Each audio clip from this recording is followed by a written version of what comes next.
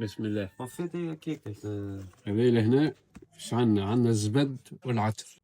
هذه سبحة ساي مخدومة هذا باش نعاود نحيوها شوي ونحط واحد شوي اللي فيها لمعة تفهم. جيت هذاك نعاود نحيوه به العنبر، ولو انه حتى ما تحييش لو الكاليتي باهي تقعد. كيفاش تعرفوا ريحة العنبر؟ مثلا تحطه في بلاصة في الدار مسكرة كي تحل الباب تشم ريحة العنبر الدار الكل، وانت هنا في الحانوت راه ما تبانلكش برشا، ولا في الصيف تو سيرتو ولا تحطها في الكرهبة ولا في حاجة. تو انا عندي برشا سبح عنبر في الدار، تو خديت لهم تو انا الزيت نجم نحييهم وحدي في الدار. المشكلة اللي فما الكاليتي نتاع العنبر هي اللي تفرق.